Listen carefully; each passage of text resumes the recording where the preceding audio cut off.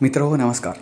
एका नवीन व्हिडिओमध्ये तुम्हा सर्वांचं पुन्हा एकदा स्वागत. मित्रहो, उद्या म्हणजे बुधवारी प्रत्येकाच्या घरी श्री गणेशाचं आगमन होत आहे. श्री गणेशाचं आगमन झाल्यानंतर त्याचं पूजन कधी करावं याबाबत अनेकांमध्ये संभ्रम असतो. तर जाणून घेऊया गणेशोत्सवा काळातील म्हणजे गणेशोत्सवाचा पहिला दिवस ज्या दिवशी आपण मूर्तीची प्रतिष्ठापना करतो ती कोणत्या वेळेत करावी, कोणती वेळ हे शुभ आहे. त्यानंतर इतर ज्या गोष्टी आहेत गणेशोत्सव काळातील म्हणजे गौरी आवाहन असेल, गौरी पूजन असेल, तर त्यांचेसुद्धा मुहूर्त आपण एकाच व्हिडिओतून आपण जाणून घेणार आहोत. तर व्हिडिओ शेवटपर्यंत बघायला विसरू नका. मित्रो, बुधवारी घरोघरी श्री गणेशाचं आगमन होणार आहे. यावर्षी तसं पाहिलं तर गणेश चतुर्थीला म्हणजे बुधवारी गणेश प्रतिष्ठापना करण्यासाठी किंवा म्हणजेच पूजन करण्यासाठी विशिष्ट असा मुहूर्त नाही.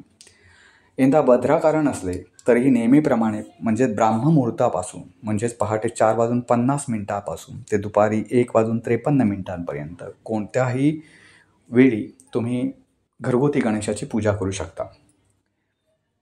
सार्वजनिक गणेशोत्सव मंडळाच्या श्री गणेश मूर्तींची प्रतिष्ठापना ही मध्यान्हानंतर करता येईल.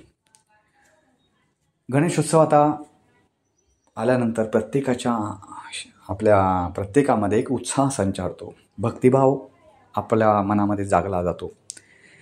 खूप लांबवर असलेले आपले नातेवाईक या निमित्तानं आपल्या घरी येतात. आपल्या घरी आलेले नातेवाईक किंवा आपण हे इतरांच्या गणपतीच्या दर्शनासाठी आपण जातो. त्यामुळे हा एक सामाजिक संबंध दृढ करणारा असा एक सण आहे.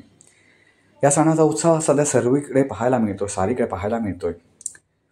गणेश मूर्तीच्या प्रतिष्ठापनेसाठी दुपारी 2 वाजेपर्यंतचा मुहूर्त आहे, म्हणजे 1:53 आहे. जर आपण सखोल अभ्यास केला तर 1:53 हा मुहूर्त आहे. मित्रहो, आता अनेक वेळा असं होतं की बाबा गणेश चतुर्थीच्या दिवशी कोणतं समजा एखादं हे आलं म्हणजे काहीतरी अशुभ घडलेलं असेल, समजा सुतक आहे त्या दरम्यान, गणेश चतुर्थीपर्यंतच आहे सुतक, दुसऱ्या दिवशी सुतक जातं आहे की सुवेळ जातोय किंवा इतर काही अकारण झालं, एखादा माणूस त्या दिवशी येऊ शकला नाही तर त्याच्या घरी तोच गणपती बसवतो, तर तो येऊ शकला नाही तर पंचमीला दुसऱ्या दिवशी गणपती बसवला तर चालेल का? गणेश मूर्तीची प्रतिष्ठापना केली तर चालेल का? तर असं अजिबात करायचं नाही. गणेश चतुर्थीच्या दिवशीच गणेशाची प्राण प्रतिष्ठापना झाली पाहिजे.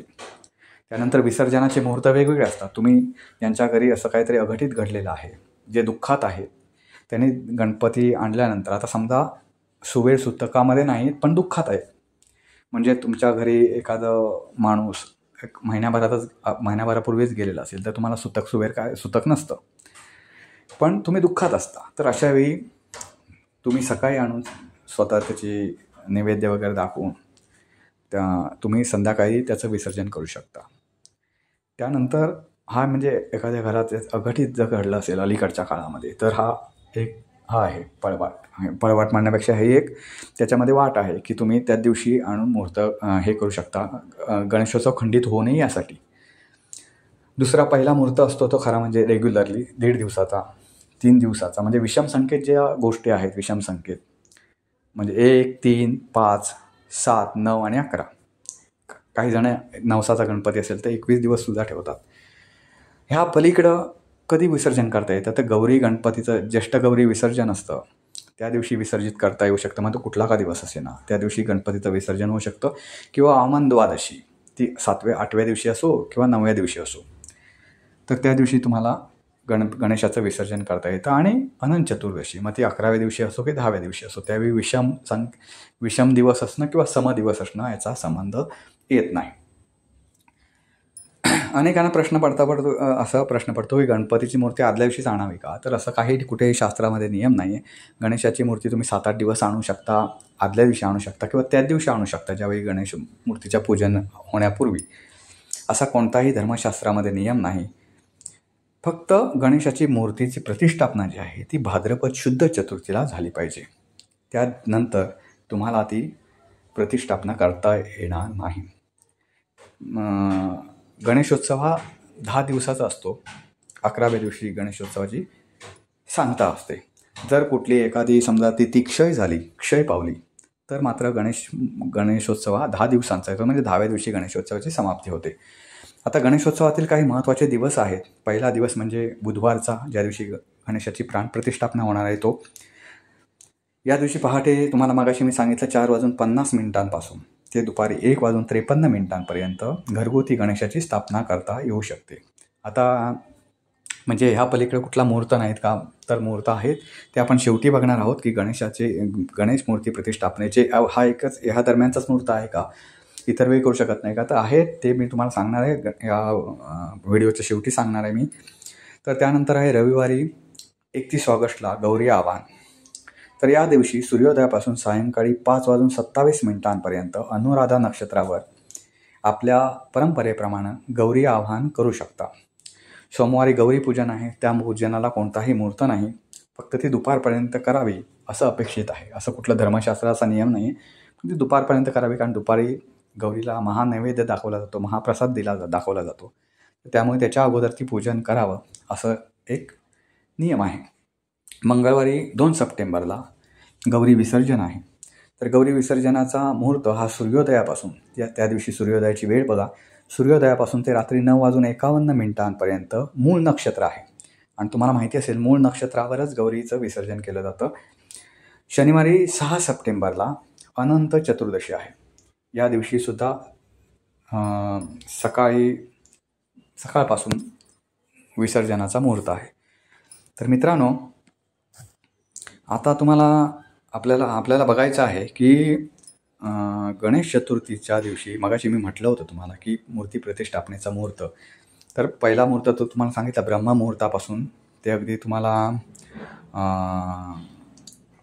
दुपारपर्यंत 1:53 हा मुहूर्त आहे. तर जर तुमचा सार्वजनिक गणेशोत्सव असेल तर त्याला दुपारपासून तुम्ही प्रतिष्ठापना सार्वजनिक गणेशोत्सवाची करू शकता. त्याच्यासाठी फक्त हा मी मगाशी मुहूर्त जो सांगितला तर तो गणेशोत्सव म्हणजे घरगुती गणेशोत्सवाचा आहे. अनेकांचा प्रश्न असा होता मित्रांनो की गणेशोत्सव खरोखर बुधवारपासूनच आहे का, तर खरोखर बुधवारपासूनच आहे, कारण काहींचं म्हणणं होतं की अष्टमी जी तिथी आहे भाद्रपद शुद्ध पक्षातली, ती अष्टमी तिथी क्षय होते, मग ती चतुर्थी आपण बुधवारची धरायची का. तर मित्रांनो, नको ते संभ्रम तुमच्या मनात येतात किंवा कोणीतरी ते संभ्रम पसरवलेले असतात. अष्टमीचा गणेश चतुर्थीशी काही संबंध नाही. अष्टमी अगदी दुसऱ्या दिवशी जरी आली, आता येणार नाही सोडून द्या, पण मी तुम्हाला एवढं सांगतो ॲक्युरेट, अष्टमी जरी चतुर्थीनंतर दुसऱ्या दिवशी आली तरी 4 दिवस अगोदर गणेशोत्सव करायचा नसतो. चतुर्थी जिथं लिहिलेली आहे त्याच दिवशी गणेशोत्सव साजरा करायचा असतो. गणेशोत्सव म्हणजे गणेशाची प्राणप्रतिष्ठापना करायची असते. मित्र हो, तुम्हाला मी मगाशी मुहूर्त सांगितला की पहाटे ब्रह्ममुहूर्तापासून ते दुपारी 1:53 मुहूर्त आहे. पण त्यातल्या त्यात तुम्हाला जर करायचीच असेल तर शक्यतो सकाळी 11:05 ते दुपारी 1:40 वेळ हा अतिशय शुभ आहे.